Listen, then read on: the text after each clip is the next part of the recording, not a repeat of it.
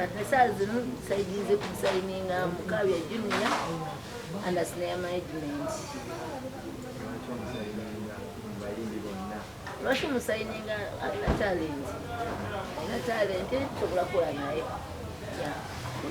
Ya bamba. Ya maseyo. Wakasaininga abayimbi bano. Anji basukana mulimu omuwala ate mulimu muwala. Mulimu muwala. Bali bameka bawo. Nako muwala omwo.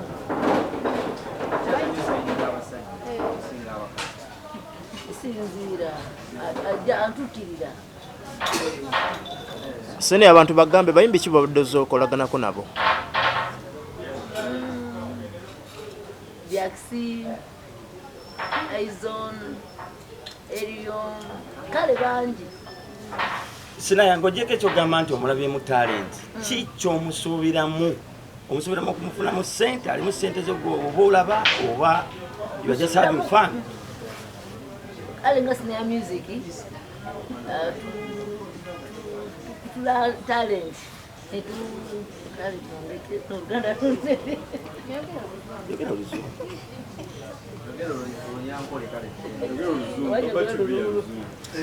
Any language matters. So, Mukabya mukusubiramu bintu bingi kale talent. Atukolagana bulungi. Lwaki osaininga bwana buto wokka?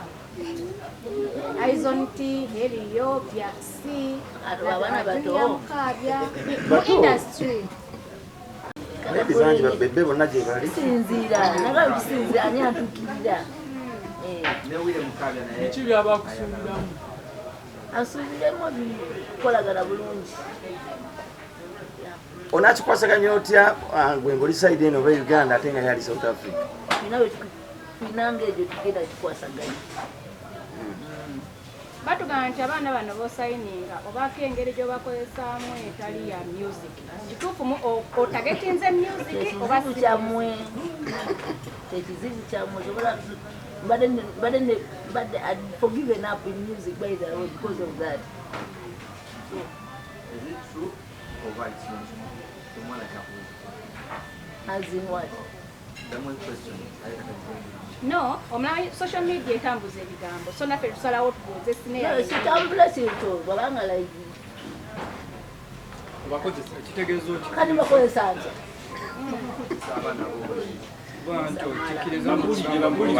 Obatumba embalala batulugunya mu takisi bakulusanya. Abantu bawali osayinzeeko wa we baali bakutuusiza n'ogamba owaayo nalinayo ekivvulu yankubidde oba just okoma kubateekamu ssente nekiggwerawo. Ebivulu nga amadde nkola balina bivulu bya isonti okubanga alina abayimbi nabo abantu bawa ssente abayimbi bakola ki? si bangu batya kati abayimbi baba tebali bangu lwaki ogenda mu maaso n'okusayininga abalala nga ate bali abayimbi abalala si bangu?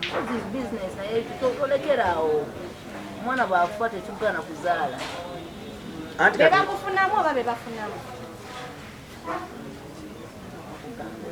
Okay, twagala otubuulire buzibu ki bw'osanga mu bayimbi? ati buli muntu abana eimu ye bamanya mbu Snear banansayininga agenda kumuteekamu ssente then after nga mugenda kutukirira your dream ne babula. That's why I'd forgiven up. Naye nsalawo let me come back. Oba bw'obasayininga ky'obasuubiza si kyotuukiriza n'obaawo endala Lwaki bakomawo? babala ne bakomawo gye tutabeera lwaki totuyita nga bakomyewo? Temubaawo.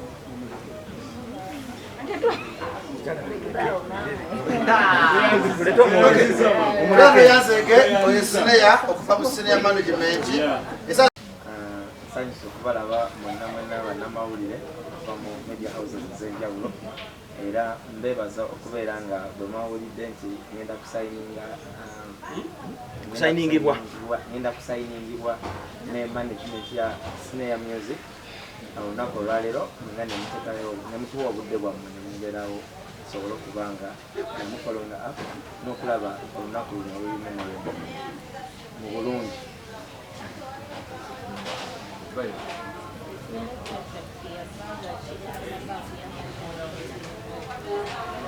Contract to run it professional. Snear music, Mukabya Junior, netugamba tusoke tulaba omwaka gumu gw'amaanyi laga gyekinabeera okusinziira ku bye twogeddeko ne terms zetutaddemu sayidi zombi. So tusoose netugamba South Africa naye ndi muna Uganda. Kubeera nti ndi muna Uganda kitegeeza South Africa nagendayo okunoonya ssente. Ate kati ne mu music gwenzize nagenda ogende South Africa nga siri mu music. Kati ndi South Africa nga ndi mu music ate nga no music business. So kati be that music is a business, kitegeeza I have mad privileges bwe kiba nga kinkako okubeera e Uganda obudde obusinga era amansobola okububeerawo ne South Africa kuba ndi mutuuze kati wansi bbiri ndi mutuuze ndi munansi Uganda kendi munansi South Africa. Nga bw'omanyi nti talent always looks for its way out. Ekimuli ekirungi kimeruka nga kiraba baba bangi. So kakati mu nsonga eyo Mukabya Junior, be it that I came into the music industry, many people have been following up on my music and many people ababadde batunulira journey ya Mukabya Junior. So Snear music was part of those people. Banji management nyingi ezibadde zaagala okunsayinira naye okusinziira ku terms ne conditions zembadde nsinga okwagala nga ndaba ziri mu management eraga nti naye eyagala okulubirira ekintu ekifanagana ne dream yange gyokola ki njagala because nze nga Mukabya Junior bwe nali nyingira music nali siyingira kuyimbira bantu bannaffe bannayuganda bokka nali nyingira music industry nga njagala kuyimba international. So I was willing to look and work with people who are having a dream of international. So when it came to board Snear music atuyise kwebyo bye baali bayiseemu bye twali tuyiseemu ne management yange nkwasaganye South Africa Yamakezi production ebintu ebyasobola okutukolera byebirowoozo n'ebiruubirirwa bya Snear byali eyagala nga eyagala nayo okukuba na muntu atambula international oba agenda kuba international. So mukyo Snear nagamba ajja kujjayo n'ag'omubuto okusobola okuba nga tukikwasaganya kuba international. So kati mu ekyo ekitwanguyira nze nga Mukabya Junior Yamakezi production with Snear nja to do that. Ayingiza abavubuka abato olw'ensonga abavubuka abato banoonya future okitegeera kati kiva eri omuvubuka ayingiddeyo kyeyakinyeyo kyajjeeyo gyebagamba nti nno n'engeri gyakozesaamu okusukka contract ono kisobola kati nze era ngenda tunulira kira kitugenda okutambulirako bye bagamba tebinantukako era sibirabangako namaaso gange babigamba bugambe. Ekintu ekirungi kyekyo kye boogerako buli ssaawa tekibeera mu kamwa k'abantu buli ssaawa. So kati nze nsuubira olw'okuba nti waliwo ne bye bamwogerako nsuubira nti ajja kukola nnyo okulaba nga asaanyaawo ebyo bye bamwogerako obwogezi wabeerewo bye balaba nga bya ddala nga si byakwogerako obwogezi. osuubira kujjamu kyewa Snear mu mwaka ogubwegutyo ng'ate ludde ng'olimu sinudde nga ndi muyimbi nze ndongo sinagiwezaamu mu myaka giwera ebiri newe guba gumu oba oludde kakati mu mbeera eyo ey'okulwa mu ndongo omwaka ogw'omu guno ku bye tusayininze nsuubira nti Mukabya Junior erinnya lye weriri essaawa zino ne waaka we waali essaawa zino omwaka gumu agenda kuba akubisaamu era n'abalabi n'abawuliriza ba TVs ez'enjawulo eziri wano kibanyi bajja kuba nga abajulizi okumanya nti omulimu Snear gwakola mutuufu era mulungi era alina ettaffaali lyateeka ku industry ya Uganda entertainment. Nze nga Mukabya Junior nyingidde ng'ekyokulabirako eri Snear music n'ekyo kyakola ekyoba management oba okubeera nga Mukabya Junior afulumya waaka asukka ku gwabadde yakafulumya era nga waaka atambula wonna wonna okusukka ensalo kubanga kyetusinga okulumbirira ye international market. Ate ebyo ebigambo ebijja byogerwa tebisoose kusanyuwa wabula byogerwa ne ku Mukabya nebyogera ne kwani kati kitegeeza nti ebigambo tebisobola ate ffe kutufiiriza birala bipansi nti ebigambo n'ebikolwa bikolwa ate kwe basayinize mu mukulu mwagaliza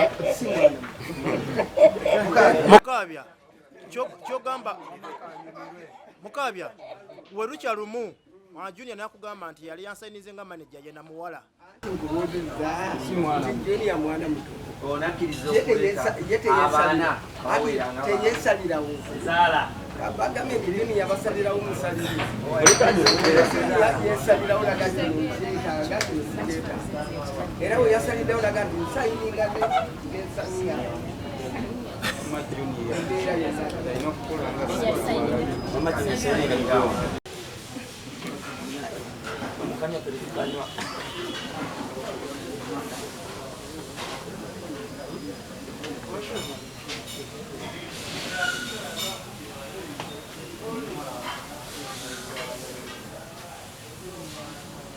Beni mujibu yawayogera.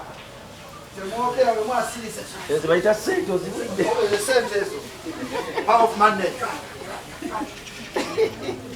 Temubuuza sente osanye sente mmeka. Mubuuza bya nnomu bino. Mubuuza money how much. Ngalo nabi yasiba sola sente nyingi. Champion doza ndio amazzi bana watu tunapata. Wala tulapa tugende machine.